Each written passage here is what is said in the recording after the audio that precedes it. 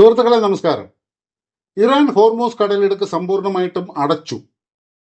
ലോകത്തിലെ 20% എണ്ണയും കടന്നു പോകുന്ന ആ ഞരമ്പ് മുറിഞ്ഞു. ഇനി എന്ത് സംഭവിക്കും? എണ്ണ വില ഇതാ $100 കടന്ന് കുതിക്കുന്നു. ലോകരാഷ്ട്രങ്ങളെല്ലാം ഒരു സാമ്പത്തിക മാന്ദ്യത്തിന്റെ ഭീതിയിലുമാണ്. എന്നാൽ ഈ കോലാഹലങ്ങളുടെ ഇടയിലും തികച്ചും ശാന്തമായിട്ട്, എന്നാൽ അതിശക്തമായിട്ട് നിൽക്കുന്ന ഒരു രാജ്യമുണ്ട്. അത് നമ്മുടെ ഭാരതമാണ്. മറ്റുള്ളവർ എന്ത് ചെയ്യണമെന്നറിയാതെ പകച്ചു നിൽക്കുമ്പോൾ ഇന്ത്യ അവിടെ ഒരു മാസ്റ്റർ സ്ട്രോക്കാണ് കളിച്ചിരിക്കുന്നത്. അമേരിക്കയുടെ ഉപരോധങ്ങളെയോ ഡൊണാൾഡ് ട്രംപിന്റെ ഭീഷണികളെയോ വകവയ്ക്കാതെ ഇന്ത്യ റഷ്യയിൽ നിന്നും അൺലിമിറ്റഡ് ആയിട്ട്, അതെ, യാതൊരു പരിധിയുമില്ലാതെ ക്രൂഡ് ഓയിൽ വാങ്ങാനായിട്ട് തീരുമാനിച്ചിരിക്കുന്നു. ഇത് ഇന്ത്യയുടെ നട്ടലുള്ള വിദേശ നയത്തിന്റെ വലിയ ഒരു കഥയാണ്. റഷ്യൻ കപ്പലുകൾ അമേരിക്കയെ വെല്ലുവിളിച്ച് എങ്ങനെ ഇന്ത്യയിലേക്ക് വരുന്നു? എന്താണ് ഇന്ത്യയുടെ കൈവശമുള്ള 50 ദിവസത്തെ സീക്രട്ട് വെപ്പൺ? വിശദമായിട്ട് നമുക്ക് ഈ വാർത്തകളിലേക്ക് ഒന്ന് കടക്കാം. എല്ലാവർക്കും നമസ്കാരം. ഞാൻ രഘുനാഥ് ചൈതന്യ ഡിഫൻസ് ആൻഡ് ജിയോ പൊളിറ്റിക്സിലേക്ക് സ്വാഗതം. കഴിഞ്ഞ 72 മണിക്കൂർ ഡൽഹിയിലെ പെട്രോളിയം മന്ത്രാലയത്തിന് ഉറക്കമില്ലാത്ത രാത്രികളായിരുന്നു. ഗൾഫിൽ നിന്നും എണ്ണ വരില്ലെന്ന് ഉറപ്പായതോടുകൂടി ഇന്ത്യക്ക് മുമ്പിൽ 2 വഴികളാണ് ഉണ്ടായിരുന്നത്.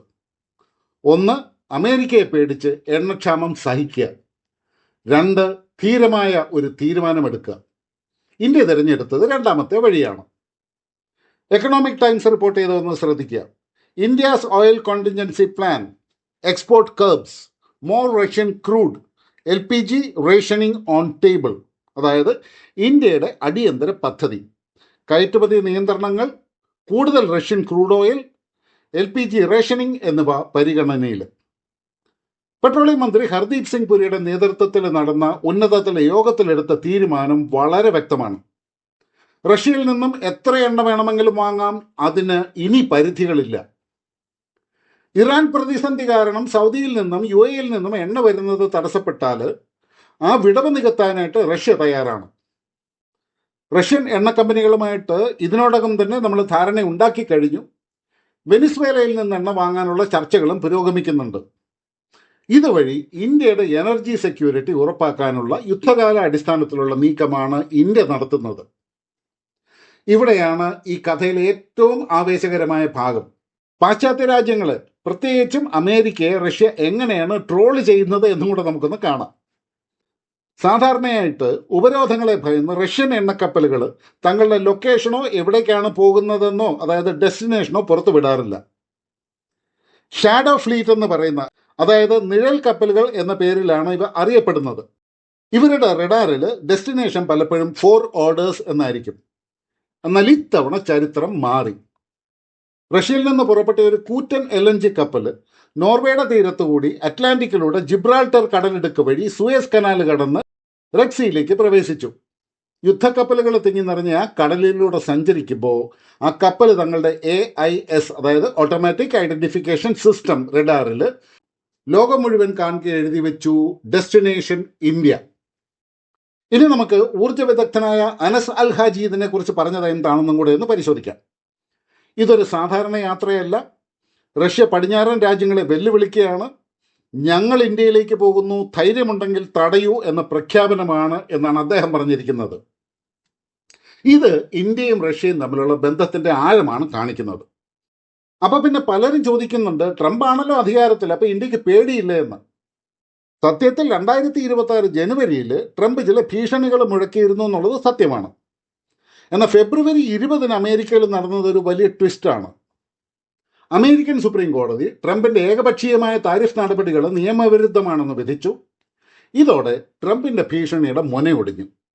ഈ നിയമപരമായ പഴുത് കൃത്യമായിട്ട് മുതലെടുത്താണ് ഇന്ത്യ ഇപ്പോൾ റഷ്യയുമായിട്ട് അൺലിമിറ്റഡ് ഡീലിലേക്ക് പോകുന്നത്. നമ്മുടെ വിദേശകാര്യ മന്ത്രാലയത്തിന്റെ ദീർഘവീക്ഷണമാണ് ഇത്. ശത്രുവിന്റെ ബലഹീനത മനസ്സിലാക്കി കളിക്കുന്ന ഒരു ചാണക്യ തന്ത്രം. ഇനി നമുക്ക് കുറച്ച് കണക്കുകളിലേക്ക് പോകാം. മോദി സർക്കാർ അമേരിക്കയെ പേടിച്ച് റഷ്യൻ എണ്ണ വാങ്ങുന്നത് നിർത്തി എന്നൊക്കെയുള്ള പ്രചരണങ്ങൾ നമ്മൾ കണ്ടതാണ്. ബിസിനസ് ടുഡേ പുറത്തുവിട്ട ഈ ഡാറ്റയും കൂടെ നമുക്കൊന്ന് പരിശോധിക്കാം. India's Russian oil imports climb 6% in February despite US pressure. American സമ്മർദ്ദം ഉണ്ടായിട്ടും ഫെബ്രുവരിയിൽ ഇന്ത്യയുടെ റഷ്യൻ എണ്ണ ഇറക്കുമതി 6% വർദ്ധിച്ചു. സുഹൃത്തുക്കളെ, കണക്കുകൾ കള്ളം പറയില്ല. ജനുവരിയിൽ സൗദി അറേബ്യയിൽ നിന്നുള്ള ഇറക്കുമതി കൂടിയിട്ടുണ്ടായിരുന്നു എന്നുള്ളതൊരു സത്യമാണ്. പക്ഷേ അത് റഷ്യ ഒഴിവാക്കിക്കൊണ്ടായിരുന്നില്ല. ഫെബ്രുവരിയിൽ വീണ്ടും റഷ്യ തന്നെയാണ് ഇന്ത്യയുടെ നമ്പർ 1 ഓയിൽ സപ്ലയർ. റഷ്യ ഇപ്പോഴും നമുക്ക് ബാരലിന് $28 വരെ ഡിസ്കൗണ്ട് നൽകുന്നുണ്ട്. ബ്രെന്റ് ക്രൂഡ് ഓയിലിന്റെ വില ഒരു ബാരലിന് $82 മുതൽ $100 നിൽക്കുമ്പോൾ ഈ ഡിസ്കൗണ്ട് ഇന്ത്യക്ക് കോടികളുടെ ലാഭമാണ് നൽകുന്നത്. അതവിടെ നിൽക്കട്ടെ. ഇനി നമുക്ക് ഏറ്റവും മോശമായ ഒരു സാഹചര്യം കൂടി ഒന്ന് ചിന്തിക്കാം. ഹോർമൂസ് കടലിടുക്ക് ഇറാൻ പൂർണ്ണമായിട്ടും അടച്ചു. എണ്ണവില $150 എത്തി. ഇന്ത്യ പട്ടിണിയിലാകുമോ? നമ്മുടെ വണ്ടികൾ വഴിയിൽ കിടക്കുമോ? ഇല്ല, അതിനും ഇന്ത്യക്ക് കൃത്യമായ പ്ലാനിംഗ് ഉണ്ട്.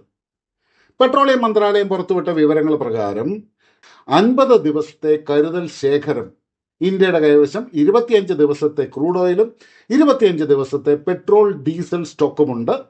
അതായത് ഏകദേശം 8 ആഴ്ച പുറത്തു നിന്നും ഒരു തുള്ളി എണ്ണ വന്നില്ലെങ്കിലും ഇന്ത്യ സുഖമായിട്ട് പിടിച്ചു നിൽക്കും. ഇനി നമ്മൾ പാചകവാതകത്തിന്റെ കാര്യത്തിലേക്ക് വരികയാണെന്നുണ്ടെങ്കിൽ അത്യാവശ്യമല്ലാത്ത വ്യവസായങ്ങൾക്ക് ഗ്യാസ് നൽകുന്നത് നിർത്തി അത് വീടുകളിലേക്ക് തിരിച്ചുവിടാനായിട്ട് പദ്ധതിയുണ്ട്. റിലയൻസ് പോലെയുള്ള സ്വകാര്യ റിഫൈനറികളോട് സർക്കാർ പറഞ്ഞു കഴിഞ്ഞു, ആവശ്യം വന്നാൽ വിദേശത്തേക്കുള്ള പെട്രോൾ കയറ്റുമതി നിർത്തേണ്ടി വരും, ഇന്ത്യക്കാരുടെ ആവശ്യത്തിനാണ് മുൻഗണന എന്നും. ഇതാണ് നേഷൻ ഫസ്റ്റ്. ലാഭത്തെക്കാൾ പ്രധാനം സ്വന്തം ജനങ്ങളുടെ സുരക്ഷയാണ്. ഇതിൻ്റെ ഇടയിൽ റഷ്യൻ ഗവൺമെന്റ് ഔദ്യോഗികമായിട്ട് ഇന്ത്യ ഒരു സഹായഹസ്തം കൂടി നീക്കിയിട്ടുണ്ട്. ഇന്ത്യ ടുഡേയിൽ അതിൻ്റെ റിപ്പോർട്ട് വന്നിട്ടുണ്ട്. റഷ്യ പറയുന്നത് ഇതാണ്: ഗൾഫിൽ എന്ത് സംഭവിച്ചാലും ഇന്ത്യ ഭയപ്പെടേണ്ട, നിങ്ങൾക്ക് ആവശ്യമുള്ളത്ര എണ്ണ ഞങ്ങൾ നൽകാം, ഞങ്ങളുടെ കപ്പലുകൾ തയ്യാറാണ്. നിലവിൽ 9.5 മില്യൺ ബാരൽ റഷ്യൻ എണ്ണ കടലിൽ, അതായത് ഫ്ലോട്ടിംഗ് സ്റ്റോറേജ് ആയിട്ട് ഇന്ത്യയുടെ വിളി കാത്ത് കിടക്കുന്നുണ്ട്. ലോകം മുഴുവൻ ഇന്ത്യ ഒറ്റപ്പെടുത്താൻ നോക്കിയപ്പോഴും റഷ്യ പഴയ സുഹൃത്തായിട്ട് കൂടെയുണ്ടെന്നുള്ളത് വലിയ ഒരു ആശ്വാസവുമാണ്. സുഹൃത്തുക്കളെ, ഈ സംഭവങ്ങളെല്ലാം നമ്മൾ കൂട്ടി വായിക്കുമ്പോൾ നമുക്ക് മനസ്സിലാകുന്ന ഒരു കാര്യമുണ്ട്: 2026 ഇന്ത്യ പഴയ ഇന്ത്യ അല്ല. നമ്മൾ ആരുടെയും ഭീഷണിക്ക് മുമ്പിൽ മുട്ടുമടക്കില്ല, നമ്മൾ ആരുടെയും യുദ്ധത്തിൽ കക്ഷി ചേരില്ല. പക്ഷെ നമ്മുടെ ജനങ്ങളുടെ താല്പര്യത്തിന് ആര് തടസ്സം നിന്നാലും അതിനെ മറികടക്കാനായിട്ട് നമുക്ക് വഴികളുണ്ട്. യൂറോപ്പ് തണുത്ത് വരയ്ക്കുമ്പോൾ, പാകിസ്ഥാൻ പെട്രോളിന് ക്യൂ നിൽക്കുമ്പോൾ ഇന്ത്യയിൽ ഇന്ധനക്ഷാമം അനുഭവപ്പെടാത്തത് ഈ ധീരമായ നയതന്ത്രം, അതായത് ഒരു ബോൾഡ് ഡിപ്ലോമസി ഒന്നുകൊണ്ട് മാത്രമാണ്. റഷ്യയിൽ നിന്ന് എണ്ണ വാങ്ങുന്നത് തുടരുക മാത്രമല്ല, അത് ലോകത്തിന് മുമ്പിൽ തലയുയർത്തി കാണിക്കാനും ഇന്ത്യക്ക് സാധിക്കുന്നുണ്ട്. ഇതാണ് പുതിയ ഭാരതം, സ്വന്തം നിബന്ധനകളിൽ ജീവിക്കുന്ന ഭാരതം. ഈ വീഡിയോ ഇഷ്ടപ്പെട്ടെങ്കിൽ ഈ അറിവ് മറ്റുള്ളവരിലേക്ക് എത്തിക്കാനായിട്ടൊന്ന് ഷെയർ ചെയ്യുക, ചാനൽ ഒന്ന് സബ്സ്ക്രൈബ് ചെയ്യുക. വീണ്ടും കാണാം സുഹൃത്തുക്കളെ. അതുവരെ എല്ലാവർക്കും നന്ദി, നമസ്കാരം, ജയ് ഹിന്ദ്, ഭാരത് മാതാ കി ജയ്.